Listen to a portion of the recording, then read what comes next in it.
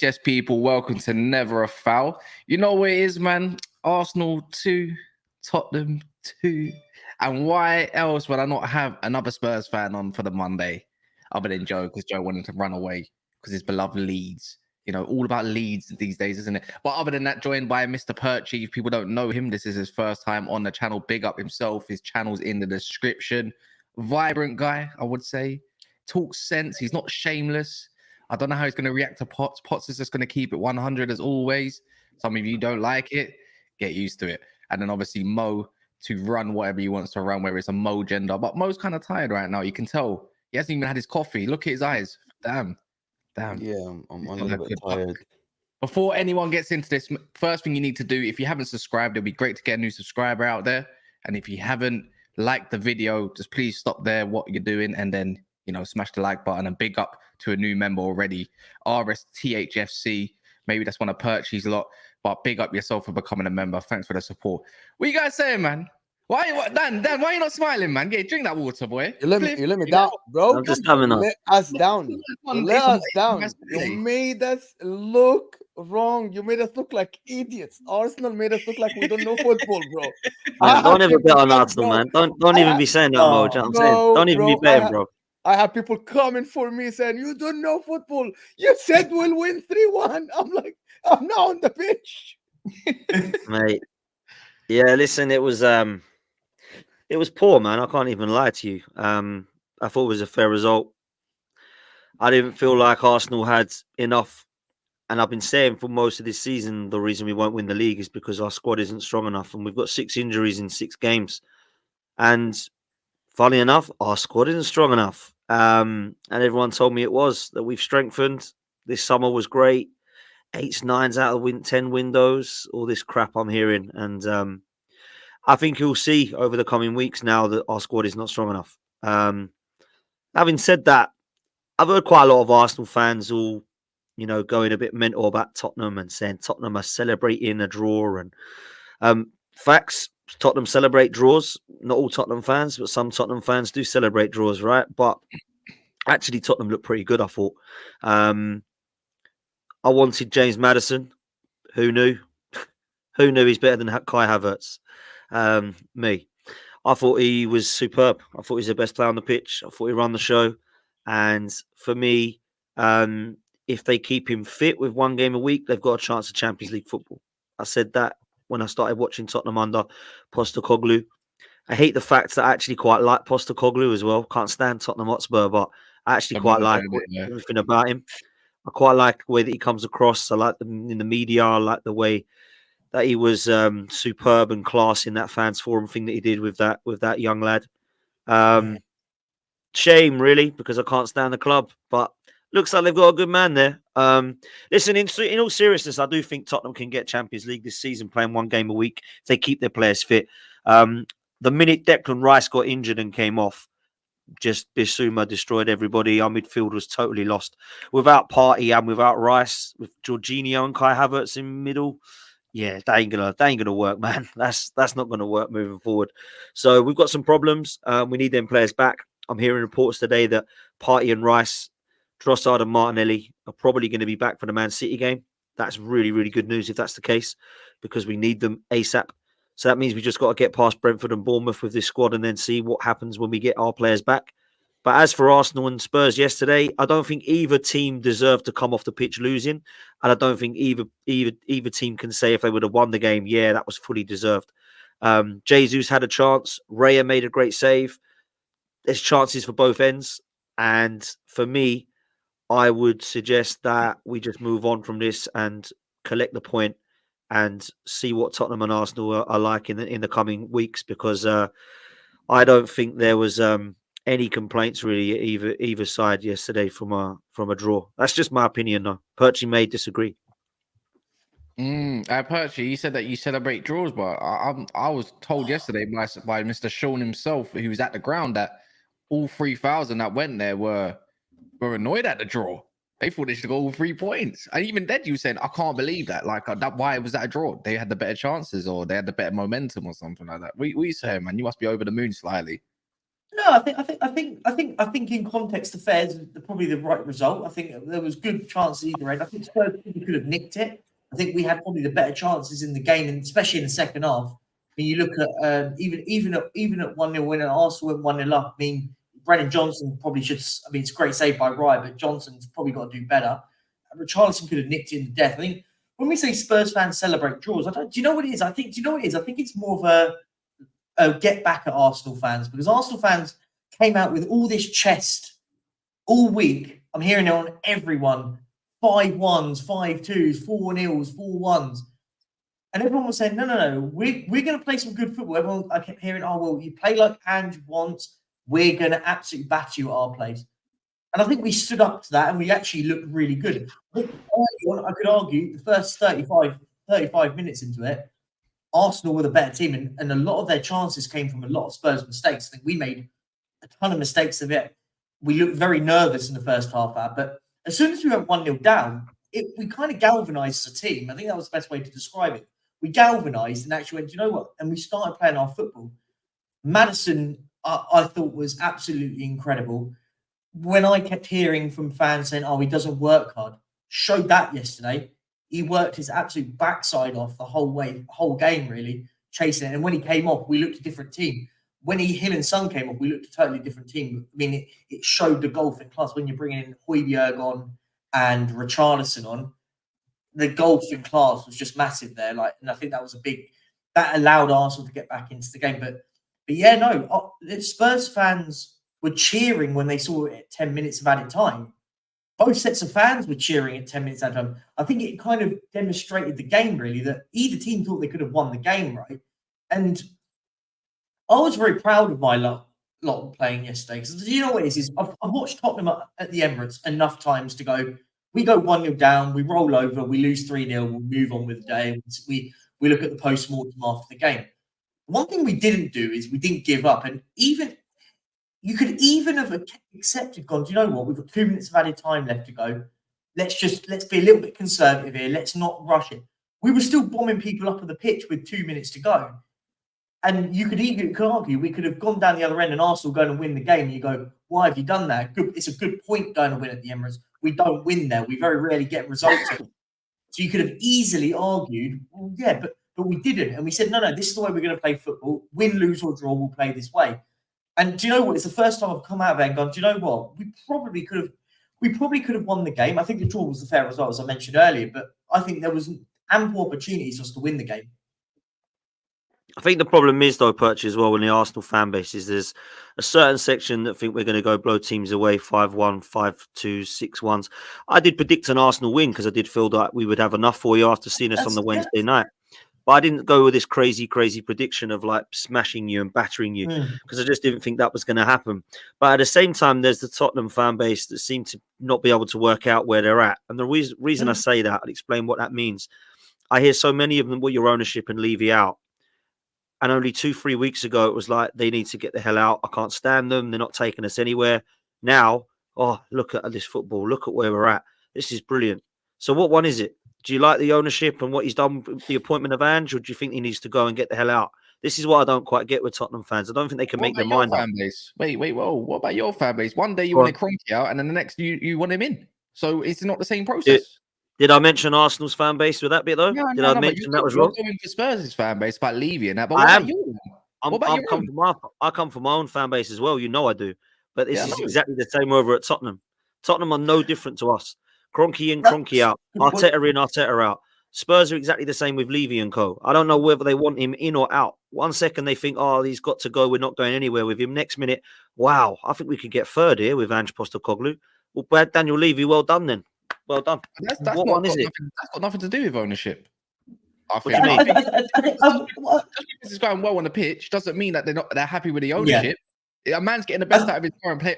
No, you're right. But You what know one what I is it? That's what I'm saying. What one is it with Spurs? That's what I don't No, get. but I think there's two parts here. I think you're making some points, but I think you're missing. You're combining both points in. I think for me, I stand by the manager. I think. Oh, 1 second, someone's at my door. I'll hold that, and I'll Hold that thought. Dan, hold you that don't. draw. Dan, what I'm hearing from you is that you didn't like what happened in the game. You don't like that Spurs look like a very stable team just after 2 months with this guy that I like a lot. Like I thought he's gonna fail, and I think you're asking questions. It's like, yeah, how are you gonna deal with it? I think the ownership has nothing to do, as Cass said, with that. These people playing good football. It looks like this guy is just one of the guys. He's dealing with the team like, yeah, you're gonna play well. You're playing. You're not playing well. You're gonna come off the bench. He's treating them well, and just moving without actually paying attention to the ownership. And as long as it's working, I think the ownership will not interfere. I think the ownership will not like tell him anything. He's gonna, and he doesn't look like the guy who's gonna demand a lot. He's gonna work with what he has, right? He's gonna work with the players they give him. He's gonna ask for something. If they give him that. If they don't, he's just gonna work with it. And I think that will give them stability in the club. Unlike a lot of other clubs where managers throw a tantrum or they don't play that guy, which Mourinho did it to prove a point. Conte used to do it to prove a point. Arteta sometimes he's like, yeah, I want this guy and I want that guy. You don't notice anything. But do you know what though, Mo? Go on, Dan. But do you know what though, Mo? This is why we can say this now. It's nothing to do with ownership. Well done, Daniel Levy, then, because all the Tottenham fans are going to sit there quietly again, and he's going to sit there and go, oh, "I've done it again somehow." No, he's wrong. Out the bag again. Anybody that says pulled that, then this is out wrong. the bag again. Daniel Levy's going to sit there laughing, going, "Wow, now it's all good. Tottenham fans are happy again." So He's lucky. All I'll say is, if the Tottenham fans are happy with the Ange Postecoglou appointment, well played, Daniel Levy, for appointing him in the board. No, hold on. Give me 1 second. Dan, you forgot one thing. This guy wasn't even on the radar 2 weeks before they hired him. So that's no credit to Daniel Levy. He wanted 10 other managers. Who hired him then? Who hired him, though, Mo? Who hired him? Yeah, but he was the one who was available. Dan, we had Spurs fans saying #no to Postecoglou, but 3 weeks when or 2 weeks so when he was on the radar of being appointed, we had fans going, "We want a more ambitious appointment," and Spurs fans hated it. I do actually get a part of what you're saying, mate, and you are half right. For me, I will back the manager. I think the manager is the right fit for our football club right now. But the ownership we have to change in the way that we operate. There's got to be a few more risks. What we lack in risk taking. When we make an appointment, we don't then go and say, "Okay, you want this, we're going to go and get that for you." The next question, the next part when it all starts happening is in January. Let's just say hypothetically, Spurs are in 4th place, just hypothetical, and we're in January, but we've got a couple of important injuries. What does Daniel Levy Wait. And let me stop you right there. Yeah, I see someone in the comments. I saw it yesterday. Yeah, with with a gal, and I saw it with Ashraf and Junie. Right. What has this got to do with yesterday's game? Dan is deflecting towards your ownership and your fans, and not. I want to hear Dan criticize some of these damn players. Where was Nodegaard? Where was Abs? Where was all your key? We can do that. Where was Bukayo Saka yesterday? Don't give me the deflection and the penalty bullshit. He was whack. Like, where was it? You know, like Raya, basically. You know that second goal or first goal. I'm pretty sure Raya made a mistake for that, but they won't. Yeah, it was Raya. Yeah. They'll call Ramsdale out for that one though. Do you get what I mean? Do you know why? Do you know what it is though, Kaz? Do you know why it is? And you know I speak on these players because I do all the time with Arsenal, right? My point wasn't let's like slate Tottenham. My points were where are your fan base at right now? Because all I keep hearing is a lot of celebrating, whereas 2 weeks ago it was like this ownership needs to be out. So I just want to remind people that actually Spurs fans must be pretty happy right now. And that why are they happy? Is it all so bad? Is it all so bad? Because a couple of weeks ago, everybody was Levy out, get the hell out. Now Tottenham fans are now getting very excited again. So Daniel Levy will sit there and go, fair play. That was my only point. My point wasn't Arsenal was great. Let's leave Arsenal away. Say again, just saying, you could say that with Arsenal. We had people, you had your lot wanting and it is change of ownership. No, I agree, but it's always Arsenal, though, mate. This is the problem. It's always been Arsenal, and I've always questioned the fan base at Arsenal.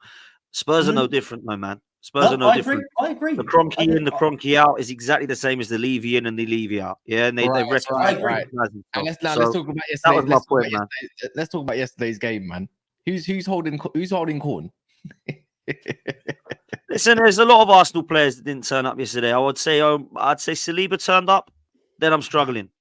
That was the only one who turned up for me. I thought Eddie and Nketiah was shocking.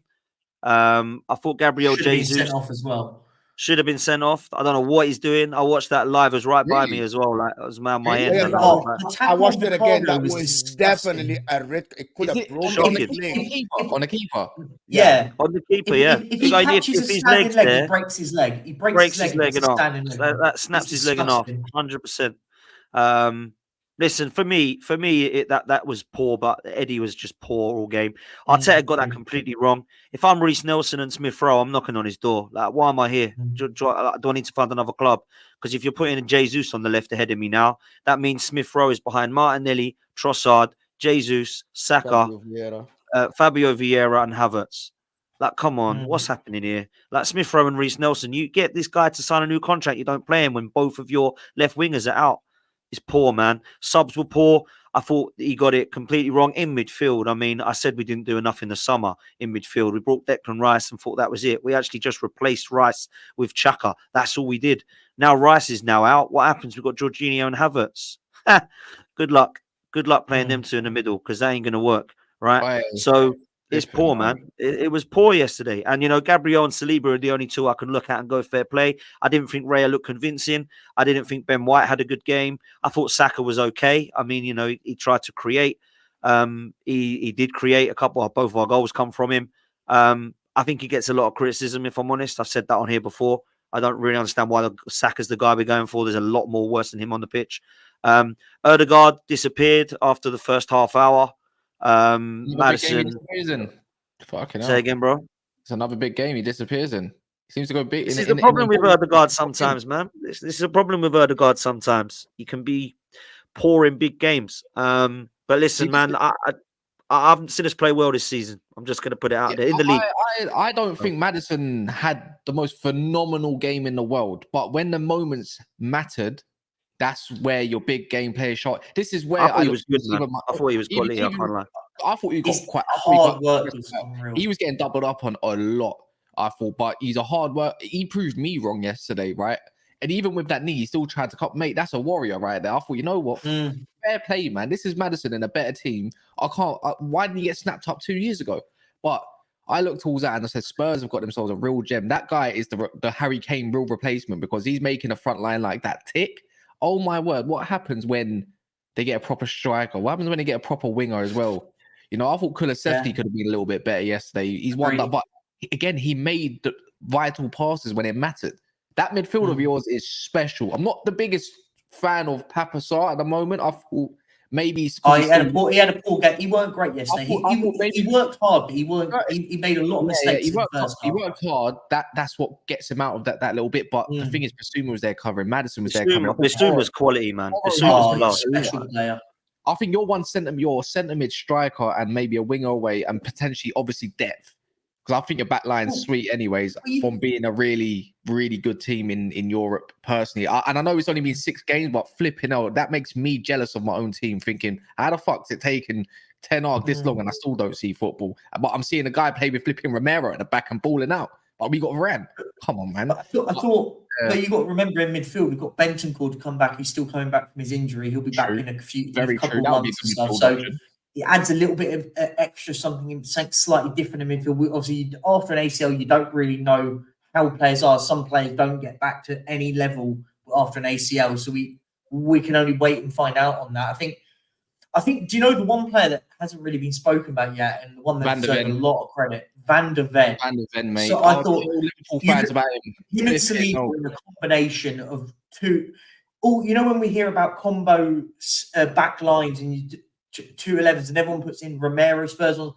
Van der Ven and Saliba were the two best centre backs on the pitch yesterday. 100% Saliba was wicked, man. I thought he was just. Bertie, do you think? Yes, do you think like your first 11 is actually all right? To be fair, Do you think balance. like the drop off is huge after that? So for me, Massive. like when Højbjerg's coming on for Maddison and Richarlison's coming on for Son, you've obviously got your fullback situations when Porro and Destiny's out, who I think's quality, by the way. That Adogi or Doji, I don't know how you say his name. Yeah, Doggy. Um, Doggy is very you know. good. Yeah. Hmm? So after that, it's poor, man. Like Romero injury away agreed. from playing Dyer. Do you know what I mean? Like it's Mate, we're on a serious level. We talk about injuries. We talk about it. Spurs are in a really big problem. We had to bring on Højbjerg instead of Lo Celso's injured still. So our midfield, our subs bench had our midfield options were Oliver Skip and Pierre-Emile Højbjerg off on the bench. We had, so you already look at that and go, you're already limited yourselves. We've got Richarlison who came on. Yeah, okay, fine. So players further up the pitch, you're bringing on there's two defensive midfielders, no creativity off the bench. Maddison gets a knock. If Maddison doesn't get a knock, he stays on for all game. He gets a knock, you don't take the risk. You can't lose Maddison. Maddison, and the same with Son. Son's another one. You can't really lose him now. 5 in 6. He's now starting to score goals. You need him to start doing it more and more. And it is a massive worry. We had obviously Brennan Johnson went off injured. So that's another one that you go, okay, hopefully that's not serious. And you're right though. Our depth is minimal, very minimal. Yeah, but right? you aren't in a place where you have to worry about it at all. By the way, That's why, Mo, when I had Spurs fans having a go at me all summer, going, we must be in Europe.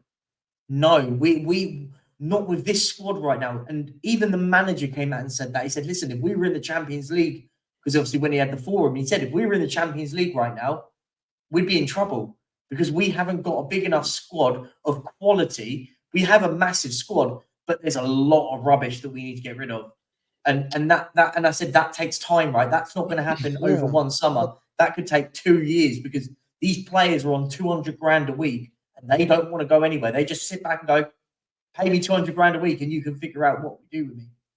From the players on the bench yesterday, the only guy for me that can do something is Manu Solomon, and the other guy that can play is Emerson Royal. He looked all right under Ange, and maybe Højbjerg can do a job there until Bentancur is back. Everybody else is out, but the same goes for Arsenal though, and it's not about the names. Like the Reece Nelsons and Emil Smith-Rowe, we like them. We like to see them play. We think they're good. The manager doesn't think so. The manager doesn't trust them. The manager thinks, no, they're rubbish. I'm going to choose Nketiah and push Jesus to the left rather than play one of them. So it's not only up to us to think, yeah, this player is good. The guy prefers Havertz over them. And it showed yesterday physically, he isn't up to the level. Let's have a conversation about Bukayo Saka, man. I don't care if you got deflected on that penalty. This slow start I've been getting told about. I said it. I think I said it 2 weeks ago, Mo. Yeah, this guy is 100% carrying some sort of knock, and it's not the same game that he's playing. See, after Udogie got the yellow card, I thought all you got to do is keep running at him. He's a little bit rash in his tackling. All you got to do, he changed. He stopped, and then he went on the floor, held his knee, held his ankle, and he's like, "You're in a derby, mate. Why are you doing it? Get up."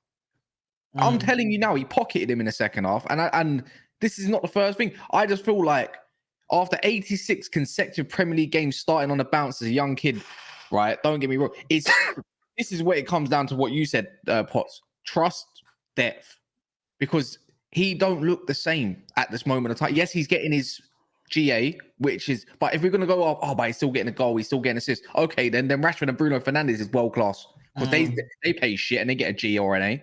That's what I'm trying to say. But no one's having this conversation because he's so protected by the Arsenal fan base because he's a star boy. It's okay to criticize. Do you get what I mean? And that probably that's not down to criticism of Saka. Maybe that's criticism down to Arteta. Yeah, I think you're right in the latter there. I think that Mikel Arteta's got to take a lot of this. He had to actually beg him to come off yesterday. It was crazy. The guy could hardly run. He got a knock. He was injured again. It looked like, I don't think it's a proper injury. Looks like he needed to come off. He was done. 89 games now it is, I think, consecutively that Saka's played. Basically had to beg to be subbed. It's crazy, man. Do you remember when Michael Owen come on the scene at 18 or 16, 17 and he played and I thought, wow, we've got an elite player here on our hands. Played, injured, and basically potentially halved his career. He could have gone on at the top level for a lot longer than he did. He had to go and play for like Stoke towards the end of it, like 30 years old, whatever it was, and then just retired. I worry for Saka like that, because if you're playing at this elite level, game in, now that we're back in the Champions League and now that we've got 4 competitions again, and he's only 21 and he's playing every game like he is, I've got to be seeing it coming off and getting rotated more. I don't think he's playing shocking at all. I think there's other players playing worse than him. He's getting the goals, he's getting the assists, like you say, Kaz. I've never called him world class. I don't think he is. Then again, nobody can tell me the definition of world class. Everyone has a different opinion of what that means. So again, I just think he's a top talent, and I don't know why he gets this treatment. A lot of neutral fans seem to just think maybe it's because they hate Arsenal, whatever. But for me, I don't think we should be knocking that kid. I think it's looking at the reasons as to why perhaps he's not at his top level, and like you say, that could then be pointed towards the manager more. But for me, I've got no issues with Bukayo Saka in terms of, oh my God, he looks as a shambles, he looks shocking, he just can't score, he can't assist, he's doing both of those, and he's not even playing well by doing it. And do you know what, Kaz? The team aren't even playing well. We haven't lost a game yet, and we haven't even played well. Like, honestly, 6 games in, and I haven't seen us play amazing once. Now, we're not going to win a title. We're certainly not going to win a title playing like that, even if we, anyway. But for me, it's not all doom and gloom. It's not a shambles, but I've got some concerns still about the manager. I just always have. I can't shake them yet because he's not proved to me that he can get us over the line. He proved everybody wrong in football last season by putting us into the title race when no one expected us to. But what did we do at the end of it? We finished trophyless again and we bottled the league. So if we do the same this season and we bottle stuff and we finish trophyless, where are we actually going? He has to win something this season, bro. And on Wednesday, we've hardly got a team to put out against Brentford. It's all going to be a B team again, Yeah. So we're not going to be able to go strong. So if we go out of that one, which we could do, to be fair, then we've got the FA Cup to rely on, because I don't have us down to win the Premier League or the Champions League. So it's going to be a tough season if we don't get a trophy this season. That's for sure for Mikel. But listen, we ain't lost the game. It's not all doom and gloom. A lot of people are saying just go for the Champions League, mess the title up. You can't do that. We're 4 points off Man City, not 14. You've got to keep strong. You've got to keep believing. The problem is with me, just me personally, it's more hope than belief from what I've seen in the evidence of the last 4 years. I've just got to be honest, man. Oh, yeah. A couple super chats. Saka for Ballon d'Or says, if Jesus scored that goal, there'll be Madison hate. Yeah, I'm pretty sure, but didn't happen. There's all if. He should have scored that, by the way, Jesus. That was shocking. Yeah. I thought he should have went low. I just thought, don't put it high, put it low. Just drill it, right? And even that penalty, I don't understand why that's a penalty, personally. Highbury says the main issue is the midfield. We need an 8. Havertz is a striker, in my opinion. Left side is unbalanced with him or Vieira. Maybe Erdegaard solution at left centre mid. And then Akil says, a good news that Trossard, Rice, Partey, and Nelly are expected back for the City game, but it won't matter. We better take cup competitions seriously. Big up for the super chat there. But we're going to move on to the next game. Banter error. Sitting pretty in 14th or 15th, I believe. Let me double check. Mr. Link is saying, damn, being humbled makes my Monday. 14th. He's always level-headed. Humbled? Oh, really? Who humbled me? Well, my team. My team don't humble me, man. Trust. So today, they sacked apparently some sort of coach. Chelsea FC, Banter FC. It's not looking good. Daps claims by November or by the end, or December, they could be sitting on 10 points after the next 9-10 games. Yeah, I tried to do the math. I don't know how they're going to get the next 6 points. It's mental. We had Don on yesterday making all the excuses in the world, but even he's the most he has massive belief in his club, of course. He wants to give it time and everything the way it is. He's one of the rare Chelsea fans.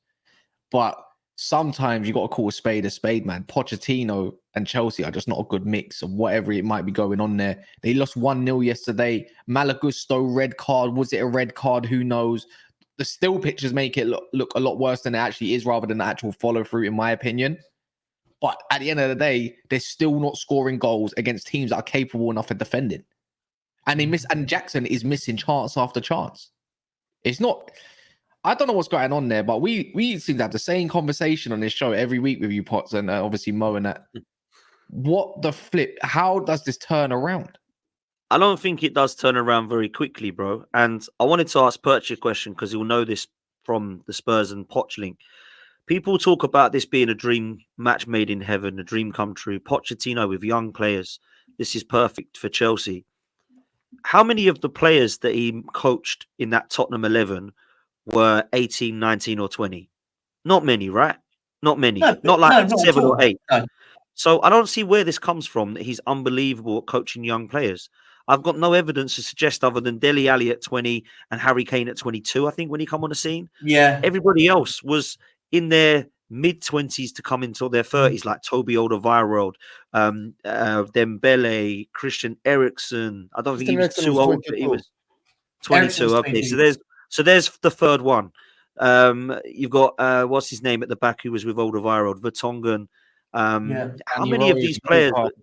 They weren't you had old. They Carl weren't old. Walkers They and your weren't Danny young. Roses as well, didn't you? As well, which would have been in their But sort they of got early similar 20s players. as well. You know that's mad. You know that's mad, Perch. Mad. The maddest thing is they've got a left back like Danny Rose. Like you got Matson or Chilwell at right back like Carl Walker. I'm not saying he's anything near there, but he's a great right back in terms of Reece James. I know he's injured. You got what you got at right back as cover, but yet he plays Cole at left back. Yeah. He's playing flipping a 39-year-old It's child. weird, isn't it?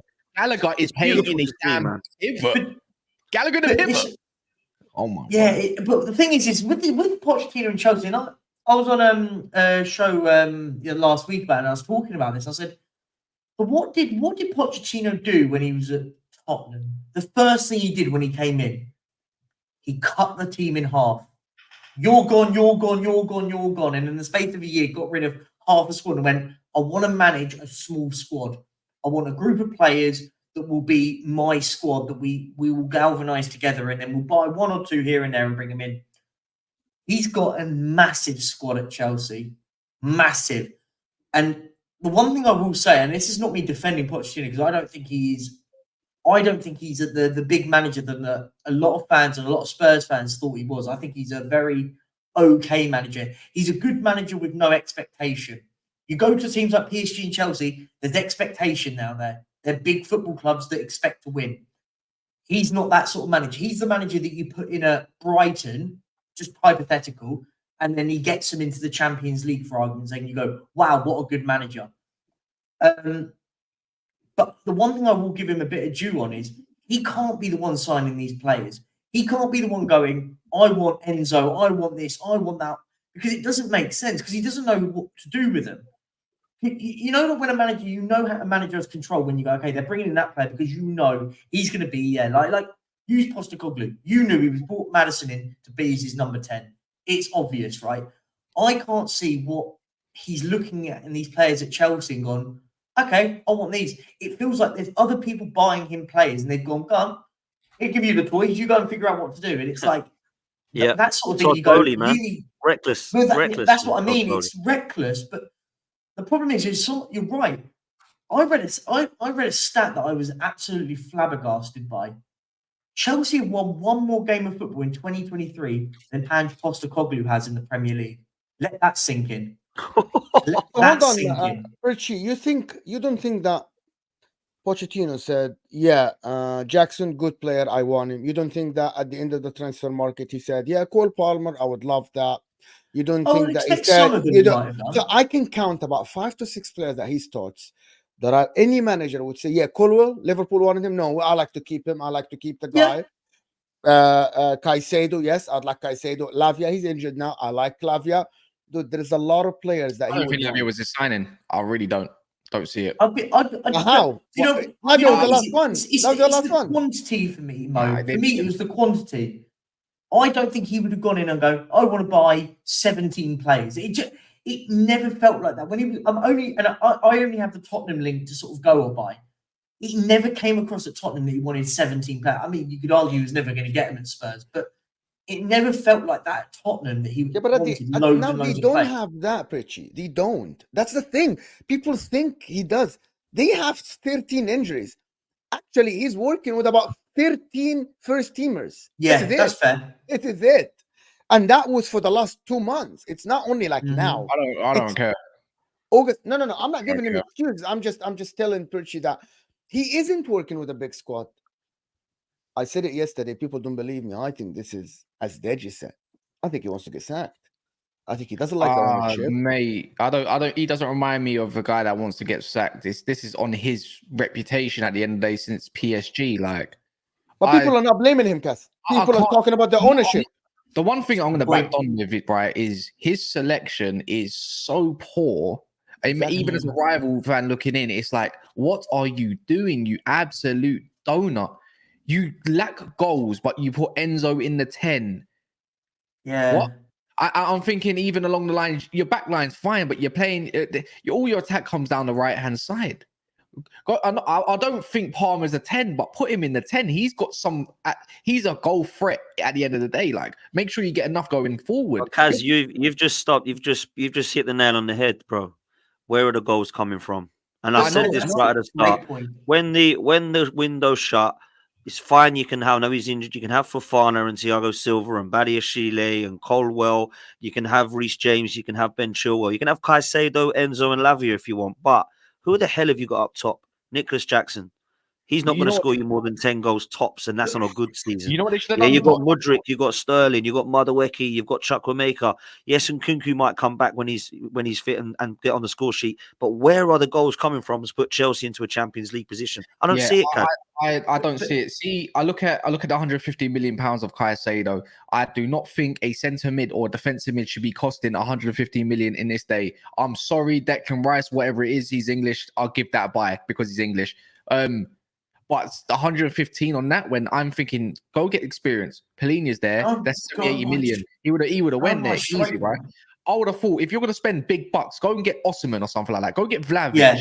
Vlahovic don't cost that much. He's not a proven goal scorer, Vlahovic, too much, but he's a goal threat. You know what you're going to get from him. Madison, 40 million. You know what you could have got for Caicedo? You could have got Palhinha and Madison. Just because one might be 2 years older than what you're when I read that, I couldn't believe it. But I can't believe. You know what the thing is to me?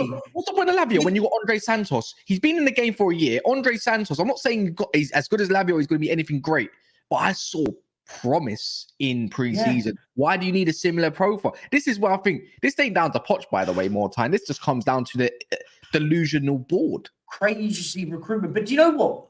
Go back to the football side of things. You'd love to be in the away dressing room at Stamford Bridge, won't you? Go, guys, as long as we defend okay, as long as we defend okay, we'll win this game because we'll nick a goal down the other end. Like, we're not gonna I'll be honest. If I'm in the away dressing room, I'm sitting there going, guys, look, these guys can't score goals. We keep it tight at the back. We'll get an opportunity. You only need one opportunity to beat Chelsea nowadays. You know, like when you go to like big grounds, you go, do you know what? We need to create some chances to win the game of football. You don't at Chelsea anymore. You create one good chance, and you score it. You've won the game of football. Do you know what the terrifying? They played 6 games this season in the league. They scored 6 goals. 3 of them were against Luton Town, who, no disrespect to them, are not at the level of the Premier League right now. They scored 5 goals. So 5. They scored 2 goals in 5 games. So that's what I meant to say. 2 goals in 5 games. That's terrifying.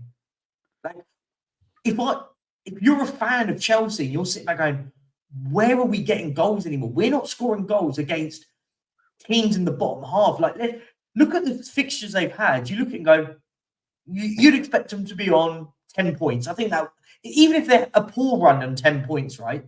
Because they haven't played anyone of note. They're now going to be playing the big boys now. They've got to go and play Arsenal, Man City. They've got to go to our place. They've got to go and play Man United and all that lot. And okay, my camera's gone. But yeah, I don't know what's happening here. But yeah, so I just find it absolutely perplexing. I'm worried. I think Chelsea are in dire straits at the moment. To be honest, I'm looking until you guys said November. I'm looking until December. To be honest, 16th when they play Sheffield at home, and I think at that time they can barely get 6 points, which is a home game against Brentford. And maybe against Burnley, they get a draw or something. That's it. Yeah. I'm talking December. I'm talking December in my. But anyway, Chelsea, it's not going to be resolved soon. It looks like everything is going down. Jackson's also suspended. He's got 5 yellow cards already. Long may continue. AMT says, I'm admitting it right now. We, Arsenal, are 100% definitely missing Xhaka. And then Ozan Kabak says, why does the corrupt judge look like Andre Agassi, who, if you don't know, is a tennis player? That's quality. I haven't heard that one before. I can see what they mean, man. if he was, maybe if Mo was bald, maybe. Yeah, with a cap, keep the cap on, Mo, and it'll be there. Yeah. Yeah. Moving on to a team that isn't, frightened of the goal. Liverpool Football Club, another 3-1 win. Another 3-1 win. They don't stop winning. I think the last 3 or 4 results have been 3-1 wins. 3-1. Bournemouth 3-1 as well. wins. That was 3-0. I think. Oh no, wait, was that 3-1 as well for the Bournemouth game? They 3-1, yeah, conceded first. 3-1. Yes, they conceded first. Oh my word! All right, cool. Wolves 3-1. Liverpool West Ham 3-1. Lask 3-1. Liverpool Villa 3-0. Oh yeah, and Bournemouth was 3-1 as well before they played that Newcastle game afterwards. They don't stop scoring. Now, if anyone's looking like they're going to take City anywhere, which I don't think is going to be the case anyways, it's going to be Liverpool this season. And I guess it's only been 6 games, but it's looking like the Liverpool of last 2 years ago, maybe. Not as great, because I think they still need to work on that defensive part. But when it comes to scoring goals, they will concede, but you just know facts that Liverpool are going to go score. It doesn't matter. Sustainable. This is the only team that can play football like this, and I can call it's sustainable. It doesn't matter if they concede first. Like any other team, I would say, yeah, this is not sustainable. You're not going to be able to continue like this. It looks like they can. They have the quality up top. The midfield now is ticking. Look at McAllister. How is he running that midfield? Look at Szoboszlai. It doesn't matter. Like West Ham yesterday, every time I'm looking at the game, they had chances. And it doesn't matter. It didn't matter. It didn't matter, because do you know that Liverpool will score 2 or 3? You'll have to score 2 or 3 to be able to win against Liverpool at this time. If you don't take your chances. West Ham had chances. Actually, a lot of chances to go ahead again, but they didn't. A lot of people wanted me to talk about Darwin. I still stand by it. Number 9. His goal was great. His goal was good. The movement is good. The ball was great. But other than that, I didn't watch the whole game to be actually commenting on him. But I like Darwin Nunez, man. I like Darwin Nunez. Always have. I think he's a good player, man. No, I like him. I like him a lot. I thought it was a good signing, and I stood by it. I think the comparisons to Haaland last season was ridiculous. I'd never thought Liverpool signed him to score the 50 goals that he could. That's just not realistic. There's name me another striker that should be compared to Haaland. I think it's mad, and I think he's done well. But I still stand by it. I think Liverpool leak way too many chances, and against the better side, they could have been 2 or 3 down. Like Wolves, they could have been 2-0 down. If there was better finishing, like Man City, I said I think Liverpool could be due a bit of a thumping soon. It could be high-scoring games the whole time. And I stand by it. I think there's a team out there. If they played Man City, I said that Tottenham could give them. I still think Tottenham will beat them. I stand by it. I think Spurs will beat Liverpool. I said that 2 weeks ago. I said it last week, and I'll say it again. I think Spurs will beat Liverpool. I don't really care if they do or don't, but that's just my footballing opinion. I think Spurs will beat Liverpool, but Liverpool will be up there, man. They score goals. They leak goals, but they score goals. And when you score goals, you're always going to have a chance, man. If we're going off the table, and I'm seeing it here, they've conceded the second least amount of goals in the Premier League so far. Yep, they have so far. But you got. I think what Dan makes a good point on was that actually, if you look at use the Wolves game as the blueprint, and when I was watching that game, I went, "That's how you beat Liverpool," but you have to do it for 90 minutes, and that's the difference maker. Not many teams can go and run at Liverpool's defense for 90 minutes and be a bit risky with it. I think Spurs will do that. By the way, Spurs will do that. Will they? Will we win? I'm not sitting there saying that we're going to win or lose against Liverpool next week, but the best way to beat them is run at them. Wolves did it for for 45 minutes, and probably could have been 2 or 3-0 up, and you'd have gone, do you know what? They deserve that. They played some great stuff. What did they do second half? They couldn't sustain it in the second half. And what did Liverpool do? Go Salah, Jota, boom, done, game over, next game. Liverpool are ruthless when they need. Liverpool can win a game in 45 minutes. Only really Man City, I think, can actually do that in the league. Like, can just be as brave and go in the second half, go boom. Okay, we'll just turn up here now in the second half and absolutely battered Wolves in the second half week or so, last week and stuff. But again, same with West Ham. West Ham equalised. You thought, oh, West Ham are back in this. Boom. Salah, Jota, game over, right? Or Nunez, so it's Nunez and Jota, sorry. Game over, 3-1. But that's the question. Some teams have got to be a little bit braver against them. You might get thumping against Liverpool because they're so good going forward. But you can beat this Liverpool side, right? They're not unbeatable. Yeah, but they ain't lost. You're at home against them, Perchy. Yeah, I hope. Yeah. Yeah, They- I think you'll beat them. I do. But I the thing don't. is, Yeah, I do. Liverpool ain't lost in like what is it, like 16, 17 games now? 17 Yeah. games. I think it's about the 17 games. Yeah. To unravel that is going to be super difficult. I'm pretty sure Trent's back as well. I don't think he got a game against West Ham, if I'm correct. I didn't watch it. I only watched the highlights. But in Liverpool, they got so many different types of attackers that they keep you guessing. You could be 2-0 up at halftime, but they're going to come back. Yeah, I agree. I mean, They're I gonna think come back. their attack. They've got such a variety of attackers. I think that's a great point because you look at you and go, do you know what? We'll go put Diaz out on the wing. We'll play Jota down the middle, or we'll play Gakpo down the middle. Salah out wide, and you go. They can shuffle it and go. Do you know what? We'll change it up a bit. And they've got a whole different team. Darwin Núñez up top. Put big guy up there to just hold the ball up if you need to and get others into the game. Good goal scorer as well, but. That I think is a good point about Liverpool. They are very good and they're very versatile up front. And I think they've got a variety of different styles up front, which is sometimes what you need. Like you've got good qualities up there. Yeah, I agree, but I just think they're going to be up there this year. I think I was totally I wrong do. about them. I don't know when Europe the Thursday Sunday kicks in, because what I've learned on Sunday for them is I don't think it matters, because the team that they did put out against Lask, right? They were poor, and Lask were having a bit of joy. But this is where it's up to Liverpool if they want to go far in this competition or not, and how many first teamers you're gonna have to use to bail you out. But that's only on what that's only for one game. Liverpool will win the Europa League, bro. Liverpool win it. Agreed. They'll win the I Europa agree. League. I don't think, because that team that they put out, I don't think Liverpool give a shit. Liverpool, Really? Liverpool win think it. it was- Watch. Yeah, They'll hit into gear in the knockouts. Watch. Yeah, Yeah. not if they are still within touching distance from City. That's the problem.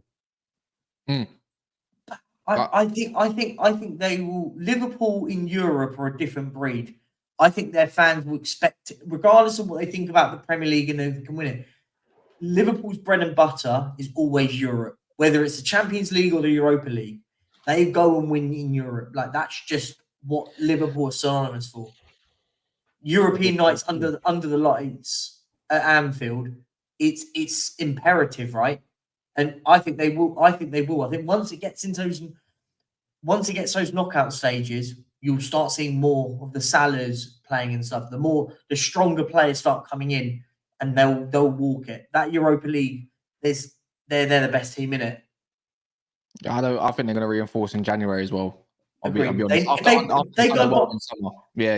and buy a big centre half, they'll mean business. I think if they go and buy one big centre half, it still needs, yeah.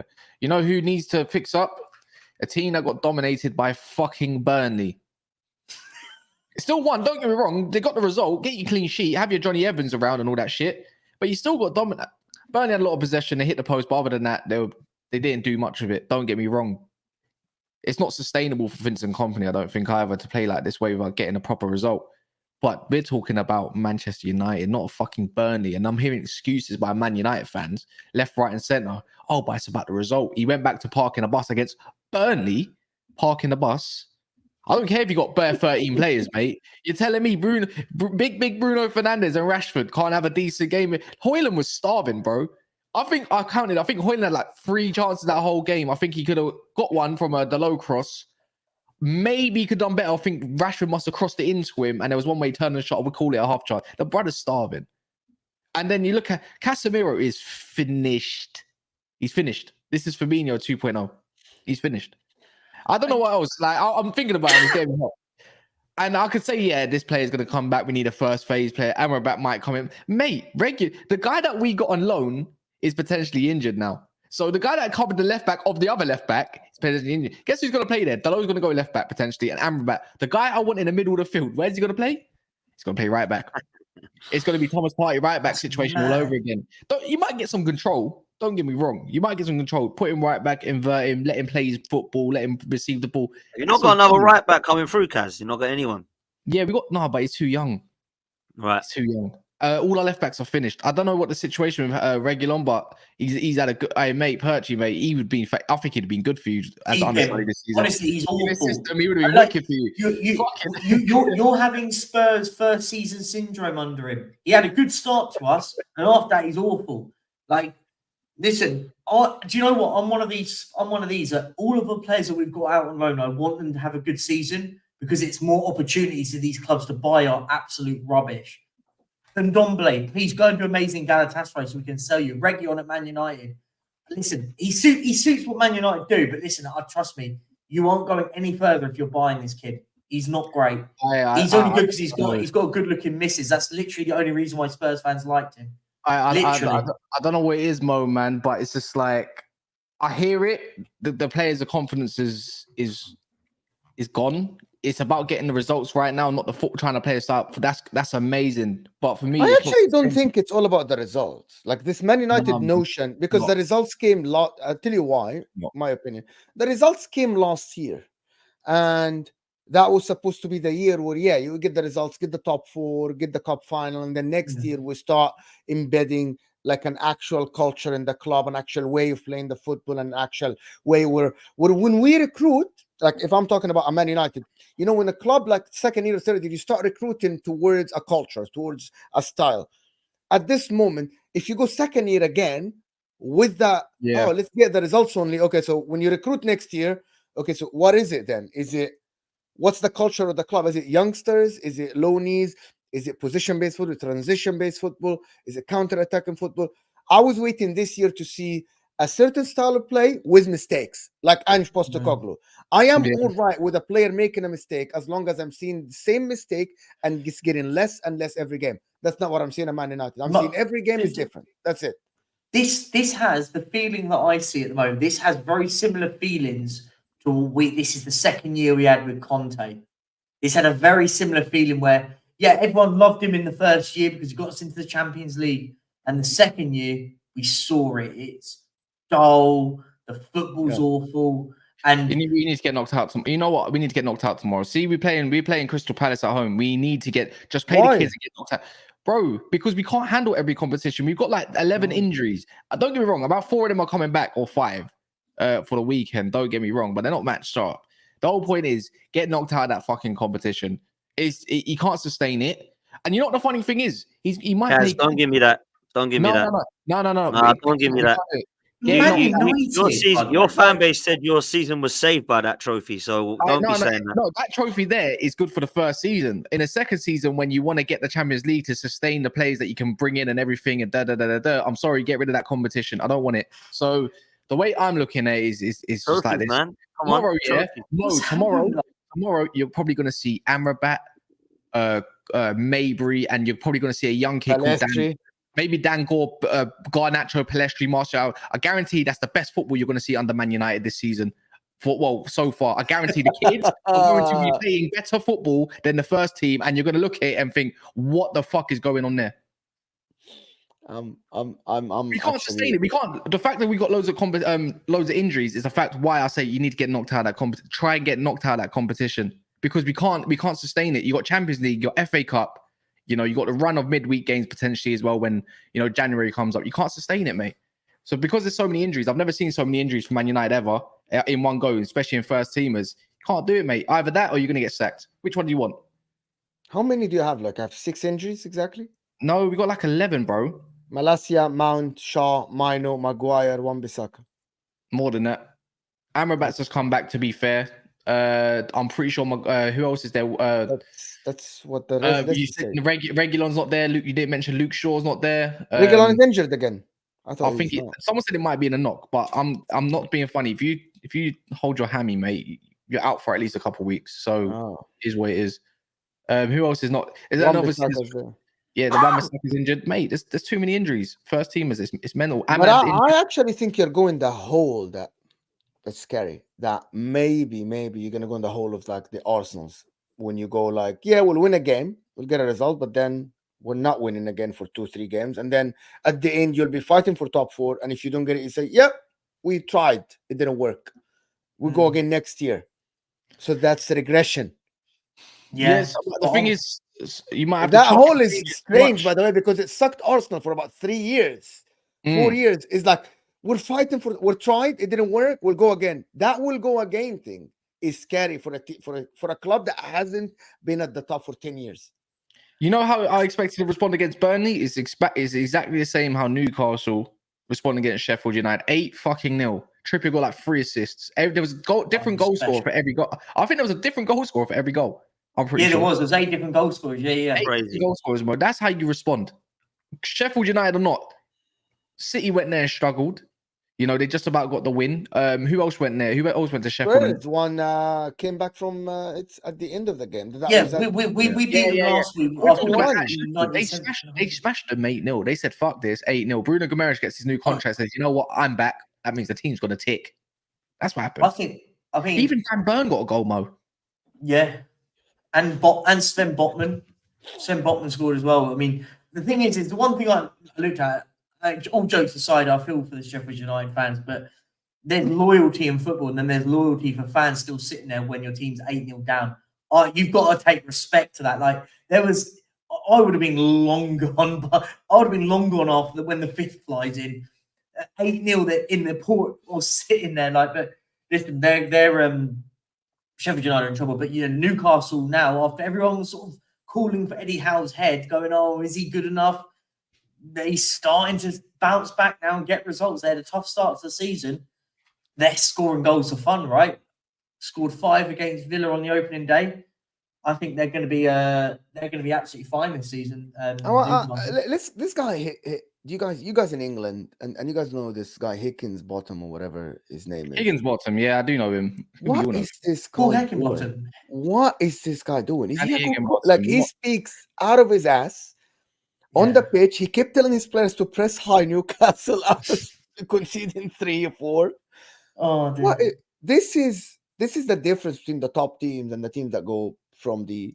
You can look good, you can try to pass the ball, but come on, this is. Wait, what do you mean about him? You mean Danny Higginbottom?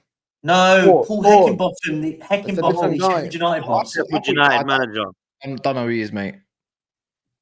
Yeah, he's quite an oddball. After the press conference after we because he talked about Spurs, and then yesterday he said something strange about. He said about time wasting. I was sitting there going, "You time wasted from like half an hour into the game. What are you on about?" No, I just wanted to ask if this guy, because every time I'm listening, I'm hearing a podcast, I listen to them, I hear them talk about him and stuff. But anyway, moving on. Then Newcastle, to be honest, this guy Elite Anderson is going to be a good player. Anthony Gordon, I like Anderson a lot. I'm a good. Big fan of Anderson. He reminds me of Leicester's got him, but the left-sided player Drewsbury Hall is a bit like yeah. I like this kid. Good player, underrated, will do a job, and probably something, he's more technically secure than what they've got, than Longstaff, and I really like him as well. That's what we said about, to be honest, like this Newcastle team, they don't have the depth in terms of defense, and that's what you saw yesterday. Like Zimbotman, Fabian Schär, rotated well as well for City. They got City on Wednesday. Rotated well. Livramento came on. Lewis Hall came on. All of them boys came on. Yeah. Harvey Barnes is injured. Isaac is in. It came on at like 30 minutes. Played 20 minutes. This Newcastle team, they'll be all right. I think they're still. I said it before. I still think that they might be within touching distance from the top 4. But until I see this sustainable football, because they were absolutely awful against AC Milan in the midweek. So, but they got the result. So we'll see. I think, but I think Newcastle are serious contenders for this top 4 thing, especially 100%. with the depth in the midfield. If they can sustain this in January and they get a center back, I think that's it. You have 2 left backs, 2 right backs, every position. They have 2 players, and they aren't bad. But yeah, that's it. To be honest, but I think that's it for now for us. And thank Dan Potts, of course, 12th Man Podcast. Make sure to subscribe to his channel. Go give him some love. His channel is in the description. Pirchi as well. Thank you so much for being with us. His channel is in the description, of course, as well. And thank you, everybody that watched us. Make sure to hit that like button before you go. We haven't asked once for the like button. It looks like this underneath your live chat. Just hit that like button. A little bit shameless. We made our first pre-recorded video, so we're going to be doing pre-records every day. That'll be coming out in the morning every single day, Monday to Friday. We're gonna save a lot of the City talk for Wednesday. There's no more lives on the Monday night. There's no more lives on a Thursday night. There's no point. Other channels are bigger than us. They will eat up our subscribers. We share them. It is what it is. Just know your role. I can't be asked because I get tired too. So, anyways, we'll be back tomorrow. We'll see you guys. Don't miss us. Don't miss us too much. Yeah. Oh. Fuck off, Mo.